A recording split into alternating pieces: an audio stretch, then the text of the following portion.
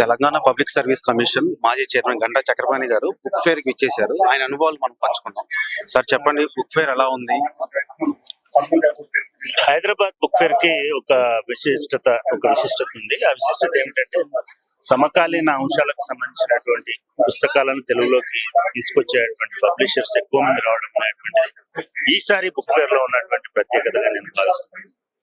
ఈ మధ్య కాలంలో గత ఏడాది రెండేళ్ల కాలంగా వచ్చినటువంటి కొత్త పుస్తకాలన్నీ కూడా ఈ బుక్ ఫేర్ లో అవైలబుల్ గా ఉన్నాయి. ఈసారి ప్రచురణకర్తలు అదేవిధంగా రచయితలు కూడా ఎక్కువ మంది బుక్ ఫేర్ కి రావడం అనేది జరిగింది.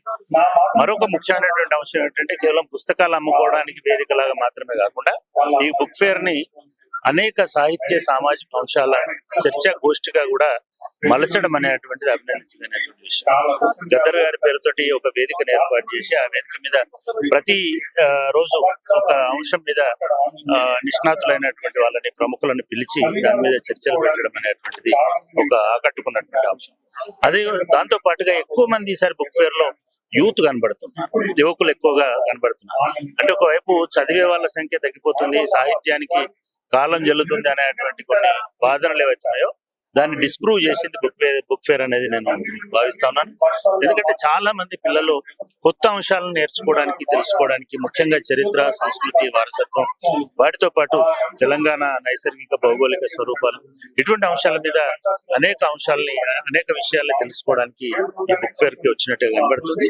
కొత్త పబ్లిషర్స్ కూడా తెలుగులో ముఖ్యంగా సాహిత్యంలో అదేవిధంగా సామాజిక అంశాల్లో కొత్త పుస్తకాలు, కొత్త పబ్లిషర్స్ కూడా చాలా మంది వచ్చినట్టుగా మనకు అర్థం. అన్ని ప్రభుత్వాలు డిజిటల్ మీడియా దాన్ని ఎక్కువ ప్రమోట్ చేస్తున్నాయి, అంటే పేపర్లెస్ అయితే బాగుంటుందని. సో ఇప్పుడు పుస్తక ప్రియులు తగ్గిపోతున్నారు, దాని మీద మీ అభిప్రాయం? అంటే నేను అనుకోవట్లేదు పుస్తక ప్రియులు తగ్గిపోతున్నారని. పుస్తక ప్రియులు తగ్గిపోతే ఇంత క్రౌడ్ బుక్ ఫేర్లలో ఉండదు. రెండవది, ఎంత డిజిటల్ ప్రమోషన్ ఎంత ఉన్నప్పటికీ కూడా దానికంటే ఒక పుస్తకాన్ని కొని చదువుకోవడం లేదా ఒక ఫిజికల్ బుక్ ని చేతిలో ఉంచుకొని చదువుకోవడం అనేటువంటిది ఎక్కువ ప్రభావితం చూపేటువంటి అంశంగా నేను భావిస్తాను. చాలా మంది పిల్లలు కూడా, చాలా మంది యువకులు కూడా అట్లాగే ప్రేరణ పొందుతున్నారు, అట్లాగే చదువుతున్నారు. ఇవాళ ఈ పుస్తకాలు కొంటున్నటువంటి పద్ధతి చూస్తే ఎక్కడ కూడా ఆదరణ తగ్గలేదు పుస్తకాలకు అనేటువంటిది మనకు అర్థం అవుతుంది. రెండవది, ప్రభుత్వాలు డిజిటల్ కి ఎక్కువ ప్రాధాన్యత ఇస్తున్నటువంటి మాట వాస్తవం. నిజానికి నా సలహా కూడా ఏమిటంటే డిజిటల్ కే కాదు, ఇటువంటి భౌతికమైనటువంటి ఒక ఫిజికల్ ఇన్ఫ్రాస్ట్రక్చర్ ను క్రియేట్ చేసి హైదరాబాద్ బుక్ ఫేర్ ని ఒక జైపూర్ బుక్ ఫెస్టివల్ లాగానో, బుక్ ఫేర్ లాగానో, లేకపోతే మిగతా అంతర్జాతీయ స్థాయిలోకి తీసుకెళ్ళడానికి కావాల్సినటువంటి అన్ని రకాల వనరులు మనకున్నాయి.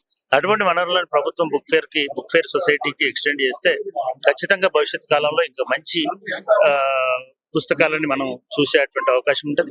నిర్వహణ లోపాలు ఇప్పుడు కొంత సరిదిద్దుకున్నారు, వీటిని కూడా రాబోయే కాలంలో ఇంకా చక్కదిద్దితే బాగుంటుందని నేను భావిస్తాను.